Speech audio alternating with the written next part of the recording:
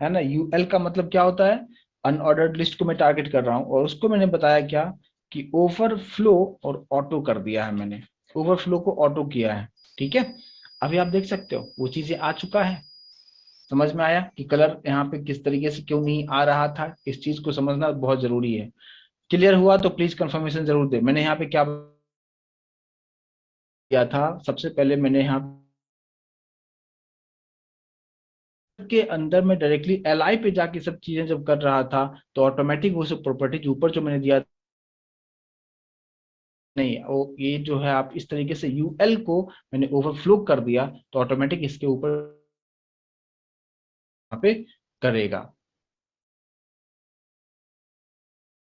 ऐसा काम काम करते हुए जो आपने यहाँ पे नेप बार के अंदर में जो कुछ भी आपने दिया है उसका कलर वहां पे निकल जाता है। जब आप डायरेक्टली नेप बार के अंदर में दूसरा प्रॉपर्टीज को आप टारगेट करते हो, तो ये वाला जो प्रॉपर्टी है वो हाइड हो जाता है। तो उसके लिए हम कुछ इस तरीके से इस चीज को यूज हम कर सकते हैं। समझ में आया तो प्लीज कंफर्मेशन जरूर दें मुझे, ठीक है। तो ये चीज तो यहाँ तक क्लियर आपको समझ में आ गया होगा। और क्या क्या कि यहाँ पे हम किस तरीके से वो कलर जो नहीं आ रहा था उसको हम फिर से लाएंगे कैसे, और ये चीज आपको पता होना जरूरी है। और इसलिए मैंने आपको डायरेक्टली अगर बाद में डायरेक्टली अगर ये मैं लिख,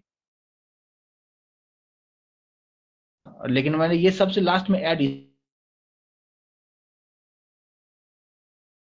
काम कर रहा है। ठीक है, तो ये तीन चीजें मैंने यहाँ पे यूज कर दिया है। एक नेव बार पे कलर डाल दिया, नेव बार पे ओवरफ्लो कर दिया, लेफ्ट और लिस्ट स्टाइल हमने नन यहाँ पे कर दिया है। चलिए अब हम इसमें और क्या कर सकते हैं, देखिए सबसे पहले यहाँ पे हम मैं थोड़ा सा लिंकिंग में ऐड कर दूं, क्योंकि इसके अंदर जो है होम वगैरह जो कुछ भी यहाँ पे लिंक करना जरूरी है। ठीक है, तो यहाँ पे हम लोग कुछ इस तरीके से अगर कर दे, अच्छा इसको लिखना पड़े, मैं डायरेक्टली लिखता हूँ कि एल आई जो है उसके अंदर मुझे ए चाहिए, यानी एंकर टेक्स्ट चाहिए, और कितना चाहिए, 4 चाहिए। और आप यहाँ पे देख पाएंगे, है ना, यानी एल आई में कुछ इस तरीके से आ रहा है, बट यहाँ पे अलाइनमेंट थोड़ा सा ये हो जाएगा, इसलिए मैं चलो नॉर्मल तरीके से इसको रखता हूँ एल आई इंटू 4।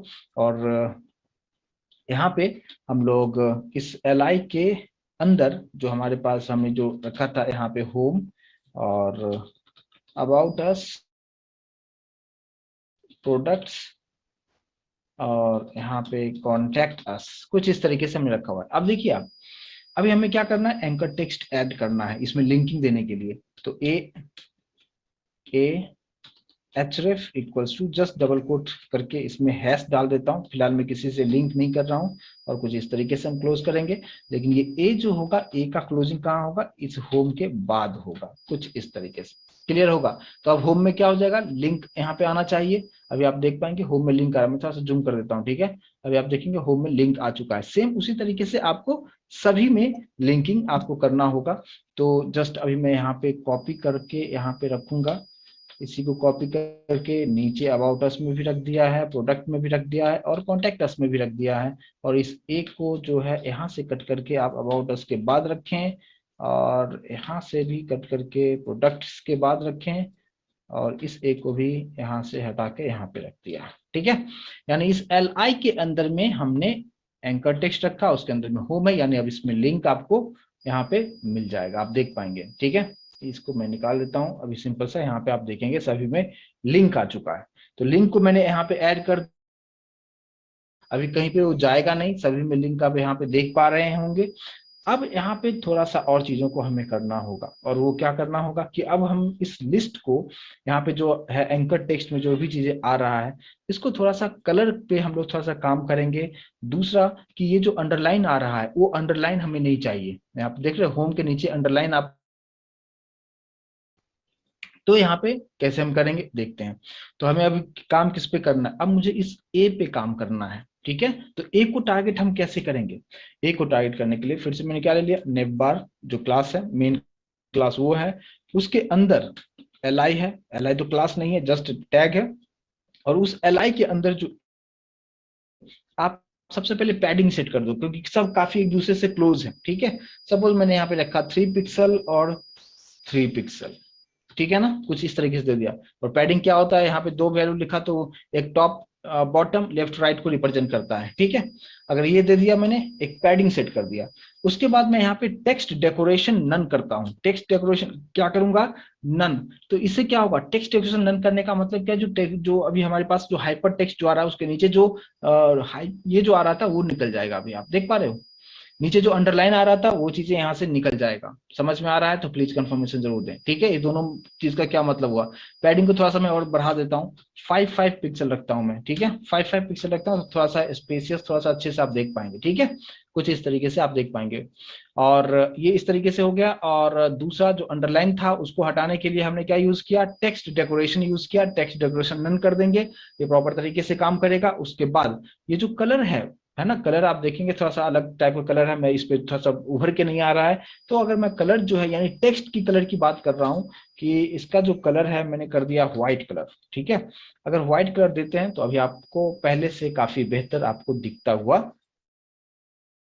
होगा। तो प्लीज कंफर्मेशन यहाँ तक दें कि ये चीज अभी आपको क्लियर तरीके से आना चाहिए, ठीक है। अब इसमें और हम कुछ और भी चीजों को ऐड कर सकते हैं क्या, कि जैसे अभी तो मैंने इसमें पैडिंग फिलहाल तो सेट किया है, लेकिन एल आई के अंदर में जो लिस्टिंग है वहां पे अगर हम मार्जिन को सेट कर दें तो थोड़ा सा और बेहतर आपको देखने को मिलेगा। यानी एल आई है जहां पे मैंने क्या सब चीजें किया था, फ्लोट लेफ्ट किया था और लिस्ट स्टाइल नन किया था। बस वहीं पे आके हम लोग थोड़ा सा मार्जिन सेट कर देते हैं। क्या मार्जिन कितना रख दें, मार्जिन मैंने कर दिया कितना, 15 पिक्सल और 70 पिक्सल कर दिया, ठीक है। तो टॉप बॉटम लेफ्ट राइट आप समझ जाएंगे इस चीज को, इसके बारे में ऑलरेडी हम डिस्कशन दे चुके हैं। अभी आप वेबसाइट पे जाते हो तो कुछ इसी तरीके से चीजों को आप देख पाएंगे, ठीक है। तो एक पूरा नेविगेशन बार यहाँ पे किस तरीके से बनता है, यूजिंग लिस्ट आप कैसे बना सकते हैं। और आई थिंक मैंने जब HTML में जब बता रहा था वहां पे मैंने यूजिंग टेबल भी बताया था कि टेबल के थ्रू कंप्लीट HTML के अंदर मैंने किस तरीके से आपको बताया था। आप यहाँ पे लिस्ट के थ्रू में बता रहा हूँ, तो इस दोनों को आपको रिलेट कर पाएंगे, ठीक है। चलिए ये पार्ट तो यहाँ तक हो चुका है। अब इसमें और क्या ऐड किया जा सकता है, ठीक है। अच्छा, इसका जो कलर है ना, बैकग्राउंड कलर थोड़ा सा बहुत ज्यादा डार्क है, थोड़ा सा कुछ ऐसा रखें कैसा दिखेगा, है ना। ये पूरा कंप्लीटली ब्लैक एंड व्हाइट हो गया है। तो थोड़ा सा कलर यहाँ से भी आप चूज कर सकते हैं। आप ये मत सोचो क्या ये क्या सब आ रहा है। आप थोड़ा सा आप जो है मतलब कुछ अलग भी कलर आप लेना चाहें कुछ इस तरीके से भी आप ले सकते हैं। बट इस पे व्हाइट कैसा दिखेगा, आ, जो है ना कुछ इस तरीके से। तो जैसा आपको पसंद हो आप यहाँ से इस चीज को आप ले सकते हैं कि कौन सा कलर आपको ज्यादा सही लग रहा है। यहाँ पे जस्ट कर्सर को आप रखेंगे और कर्सर रखने के बाद आपको जिसमें जो भी पसंद हो, जैसे मान लो रेड वाला ही था तो कुछ हल्का सा रेड रखते हैं, उतना रेड नहीं रखते हैं। और फिर आप यहाँ पे देख पाएंगे, क्लियर होगा। और कलर कैसे चूज करना है वो भी अभी आपको समझ में आ गया होगा। जस्ट यहाँ पे कर्सर रखें, आपको जो भी पसंद हो उसको जस्ट सेलेक्ट कीजिए, वो ऑटोमेटिक वहां पे ले लेगा। तो ये एक पार्ट, ये चीज आपको समझ में आ गया होगा, ठीक है। अब यहाँ पे हमने मार्जिन वगैरह सब सेट कर दिया है। और यहाँ पे नीचे क्या करता हूँ कि इसके बाद जो है थोड़ा सा जो मैंने यूएल जो यूज किया है, इसी यूएल के अंदर है ना एक चीज और मैं ऐड करना चाहूंगा। और वो क्या ऐड करना चाहूंगा, इस यूएल के अंदर में हमारे पास चार जो चीजें हैं मैंने जो यूज किया है यहाँ पे, कि मैंने होम अबाउट अस प्रोडक्ट्स वगैरह ये सब चीजें मैंने यूज की यूएल के अंदर में ही है। और यहाँ पे एक मैं डिफ बना देता हूँ और एक डिव टैग ले लिया। और इस डिव टैग के अंदर में इस डिव का कुछ क्लास का नाम दे देता हूँ ताकि इस पे हम कुछ स्टाइलिंग कर सकें। और इसका नाम मैं देता हूँ क्या, सर्च बार, ठीक है। नाम कुछ भी दे सकते हैं।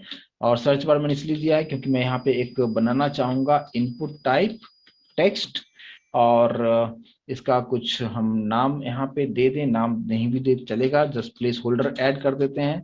प्लेस होल्डर में लिख देता हूँ क्या कि सर्च हेयर, कुछ इस तरीके से। और इसको क्लोज मैंने कर दिया है, ठीक है।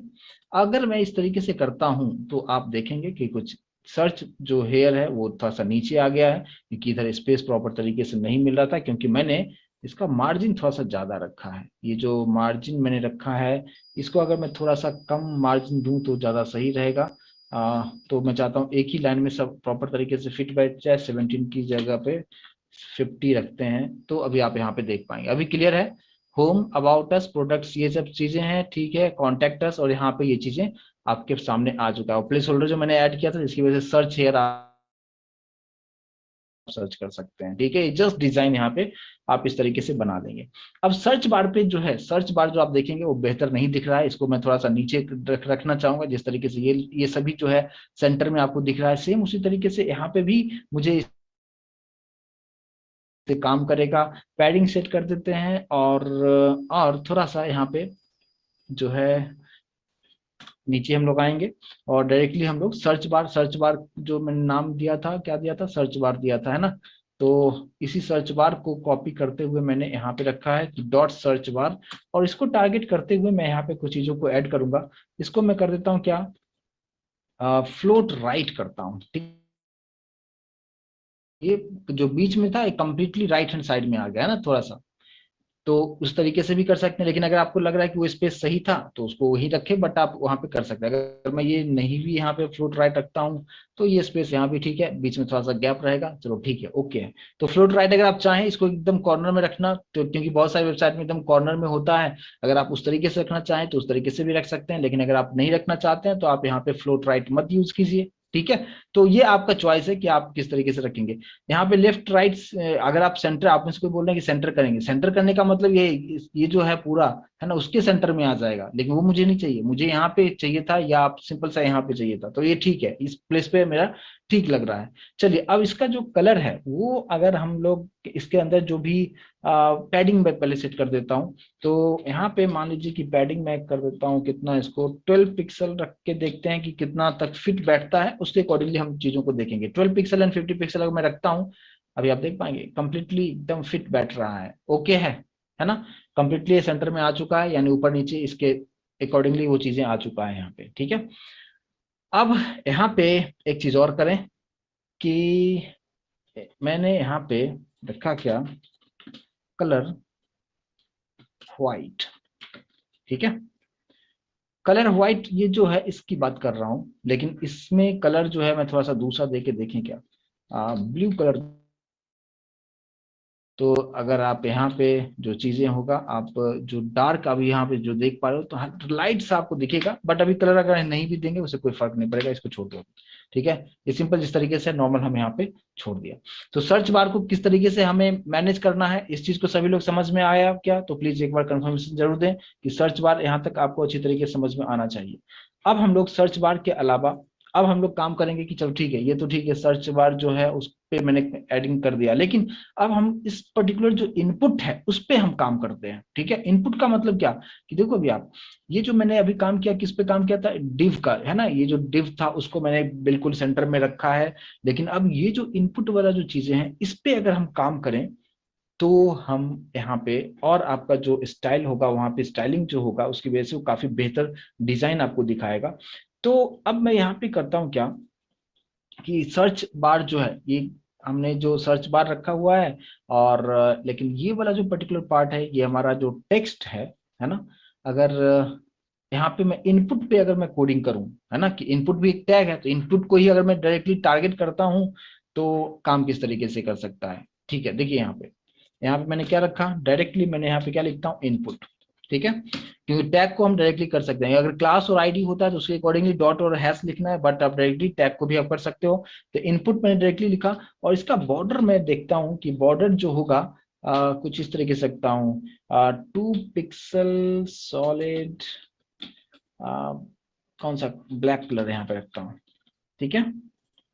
अभी आप देख पाएंगे ये आपको ब्लैक दिख रहा है, उसका जो बॉर्डर की बात कर रहा हूँ, ठीक है। मैं दूसरा कलर देता हूँ, मान लो कि मैंने यहाँ पे ब्लू कलर दे दिया, है ना। अभी आप लोग देख पा रहे हैं उसका बॉर्डर जो है ब्लू कलर दिख रहा है ना। तो मैंने किस पे टारगेट किया है, मैंने जस्ट डायरेक्टली टारगेट कर दिया है, ये जो इनपुट है, इनपुट पे मैंने टारगेट किया है, और बॉर्डर मैंने 2 पिक्सल। आप थोड़ा सा और थिकनेस देना चाहते हैं तो 3 पिक्सल आप कर दो, बट मैं ये करूंगा इस तरीके से, आप देख पाएंगे, ठीक है। तो अभी आपको थिकनेस भी लग रहा है और यहाँ पे सर्च बार आपको दिख रहा है, बट कलर कॉम्बिनेशन आप देखते हुए काम करेंगे, जो भी आपको सही लगता है, जैसा आपका रिक्वायरमेंट है उसके अकॉर्डिंगली आप चीजों को कर सकते हैं। यहाँ पे कुछ इस तरीके से एक तो पार्ट हो गया। दूसरा कि ये जो आप जो देख पा रहे हो ना कि ये जो आप जो बॉर्डर है ये चारों तरफ से काफी शार्प है, और मैंने आपको बताया था इसमें हम रेडियस ऐड कैसे करते हैं। यस, आप लोगों को याद होगा मैंने आपको बताया था कि बॉर्डर रेडियस के बारे में आपको बताया कि वहां पे हम क्या, मतलब अगर इस तरफ से मैं पूरा सर्कल जैसा चाहता हूँ, किस तरीके से बनाना चाहते हैं, तो आप उसको आप यूज कर सकते हैं। तो यहाँ पे मैंने यूज कर दिया बॉर्डर रेडियस।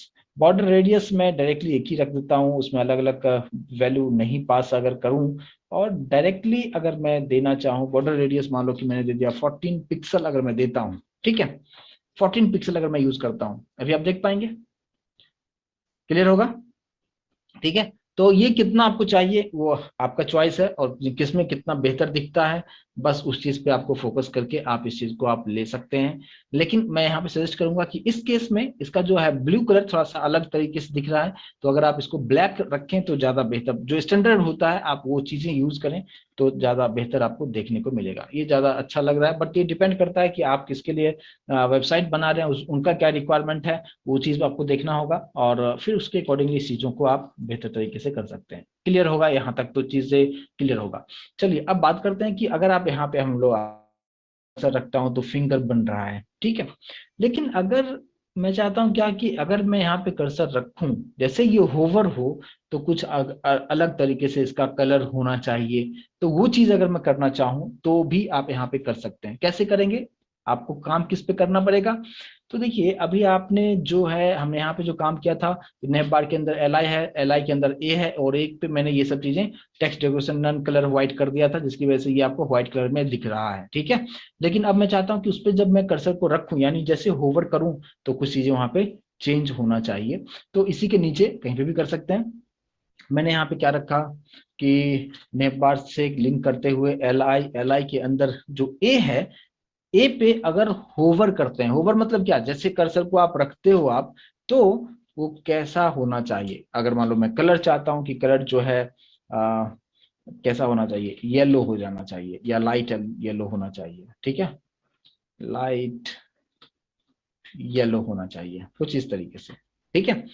तो अभी आप देखिए यहाँ पे जो है मैं कलर थोड़ा सा पहले रेडी रेडी रखता हूँ, पहले इसको चीज को आप समझ लें कि ये प्रॉपर तरीके से काम कर रहा है कि नहीं काम कर रहा है ना। अभी आप देख रहे हो रेड हो रहा है कि नहीं हो रहा है, लेकिन रेड पे अच्छी तरीके से दिख नहीं रहा है, तो मैं यहाँ पे येलो करता हूँ, है ना, तो येलो थोड़ा सा उभर के आपको देखने को मिलेगा, और अभी आप देख पाएंगे कि नॉर्मल जो है वो व्हाइट कलर में आपको दिख रहा है, मैं थोड़ा सा जूम भी कर देता हूँ, लेकिन जब कर्सर को आप यहाँ पे ले जाते हो, किसी पे भी आप ले जाओ, तो देखो वो येलो हो रहा है।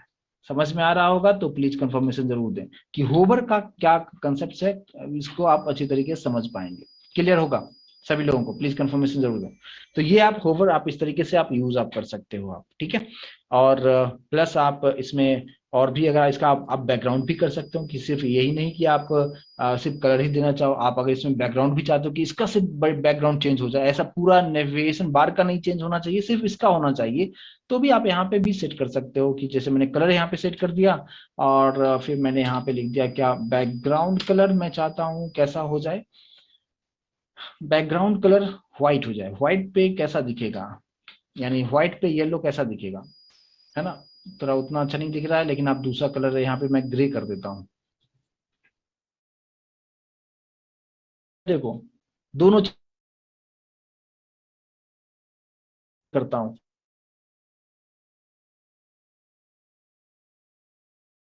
का है, समझ में आ रहा होगा तो प्लीज कंफर्मेशन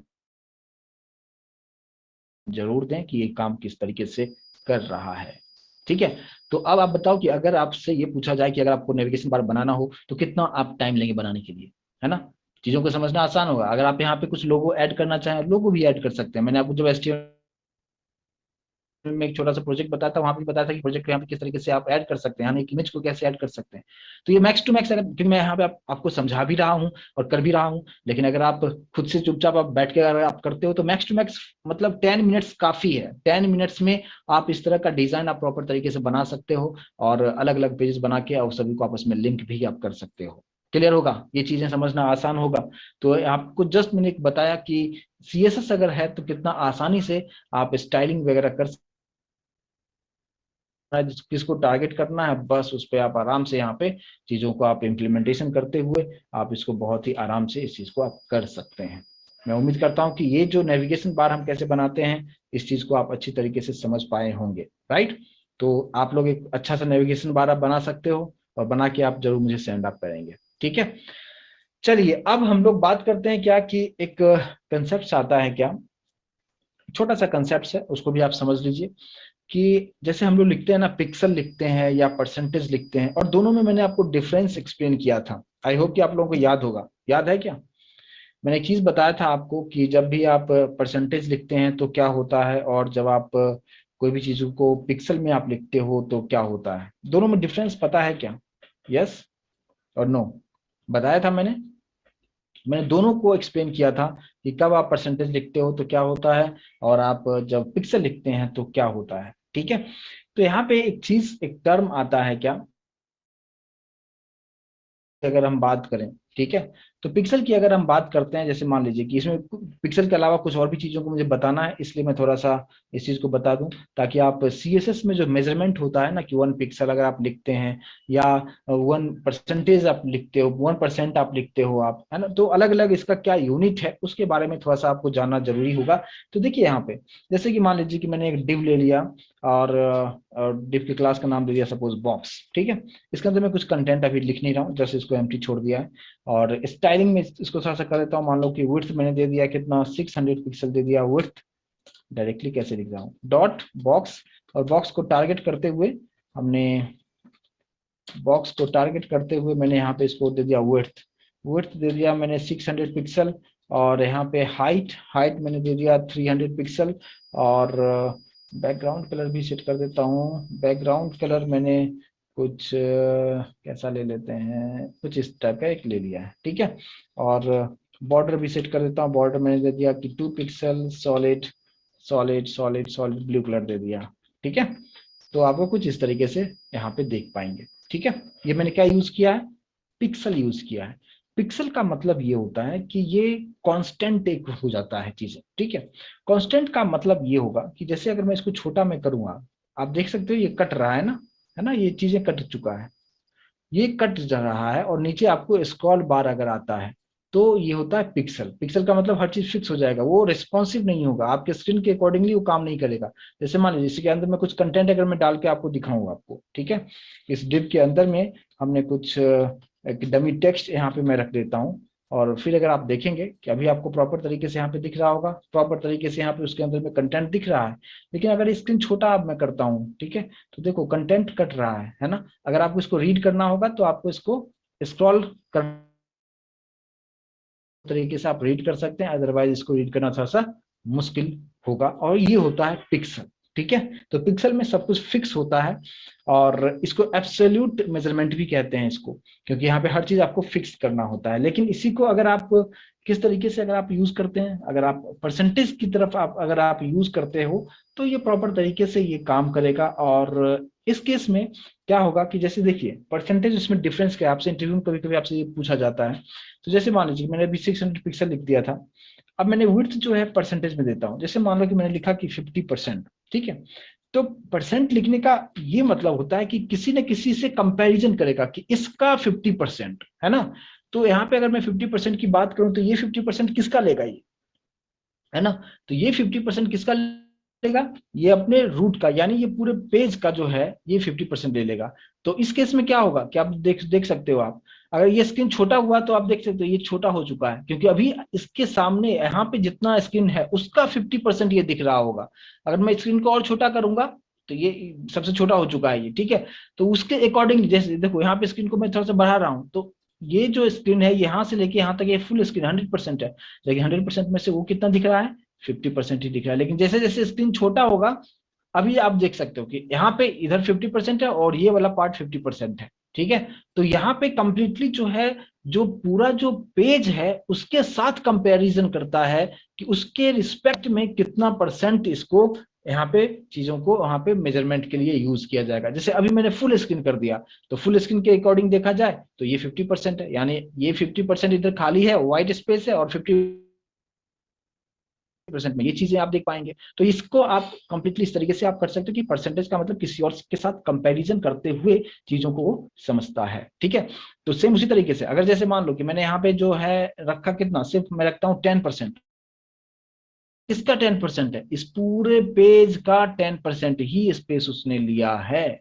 और स्क्रीन जितना आप छोटा करोगे, देखो आप देख सकते हो ओवरफ्लो यहाँ पे हो चुका है ना। तो उसके अकॉर्डिंगली जितना आपका स्क्रीन है उसका ही 10% लेता है, और ये इसलिए ये मूव आगे पीछे मूव करते रहता है। लेकिन जब आप पिक्सल यूज करते हैं तो वो फिक्स हो जाता है, स्क्रीन को छोटा करो या बड़ा करो वो उतना ही रहता है और फिक्स रहता है। और ये डिफरेंस जो है आपको समझने की जरूरत है।